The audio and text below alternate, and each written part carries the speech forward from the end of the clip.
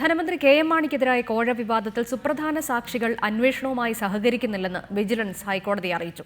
ആരോപണം ഉന്നയിച്ച ബിജു രമേശ് നൽകിയ സാക്ഷിപ്പട്ടികയിലെ ബാർ ഹോട്ടൽ അസോസിയേഷൻ ഭാരവാഹികൾ മൊഴി നൽകാൻ ഹാജരായില്ല.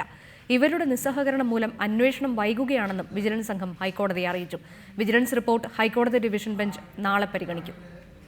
ധനമന്ത്രി കെ എം മാണിക്ക് ബാറുടമകൾ കോഴ നൽകിയെന്ന ആരോപണം അന്വേഷിക്കുന്ന പ്രത്യേക വിജിലൻസ് സംഘമാണ് ഹൈക്കോടതിക്ക് റിപ്പോർട്ട് കൈമാറിയത്. Bar hotel association working president Biju Ramesh നൽകിയ മൊഴിയിൽ സൂചിപ്പിക്കുന്ന പ്രധാനപ്പെട്ട സാക്ഷികളിൽ ആരും തന്നെ ഇനിയും അന്വേഷണവുമായി സഹകരിക്കുന്നില്ല. അന്വേഷണ സംഘത്തിന് മുൻപാകെ ഹാജരാകാതെ ഇവർ മൊഴി നൽകുന്നതിന് 1 മാസത്തെ സാവകാശമാണ് ആവശ്യപ്പെടുന്നത്. ഇത് അന്വേഷണം വൈകാൻ കാരണമായിട്ടുണ്ട്. ഇതുവരെ 26 പേരുടെ മൊഴി രേഖപ്പെടുത്തിയിട്ടുണ്ട്. ഇതിൽ ബാറുടമകളും പൊതുപ്രവർത്തകരും ഉൾപ്പെടും. മാധ്യമ വാർത്തകളും അന്വേഷണ പരിധിയിൽ ഉൾപ്പെടുത്തിയിട്ടുണ്ടെന്നും വിജിലൻസ് സംഘം ഹൈക്കോടതി അറിയിച്ചു.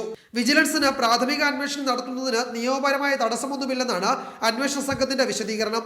ഇക്കാര്യങ്ങൾക്ക് പിൻബലമേകാൻ ചില കോടതി ഉത്തരവുകളും വിജിലൻസ് സംഘം ഹൈക്കോടതിയിൽ ഹാജരാക്കി. സാക്ഷികളിൽ പലരും സഹകരിക്കുന്നില്ലെങ്കിലും അന്വേഷണം ഉടൻ പൂർത്തിയാക്കി റിപ്പോർട്ട് SP-ക്ക് കൈമാറുമെന്നും പ്രത്യേക സംഘം ഹൈക്കോടതിയെ അറിയിച്ചു. Bar hotel association president, general secretary, ഖജാൻജി എന്നിവരടങ്ങുന്ന പ്രധാനപ്പെട്ട സാക്ഷികളാണ് അന്വേഷണവുമായി സഹകരിക്കാത്തത്. വിജിലൻസ് നൽകിയ റിപ്പോർട്ട് ഹൈക്കോടതി നാളെ പരിശോധിക്കും. VS സുനിൽകുമാർ MLA നൽകിയ ഹർജിയുടെ അടിസ്ഥാനത്തിലാണ് ഡിവിഷൻ ബെഞ്ച് അന്വേഷണ സംഘത്തോട് റിപ്പോർട്ട് ആവശ്യപ്പെട്ടത്. റിപ്പോർട്ടർ, കൊച്ചി.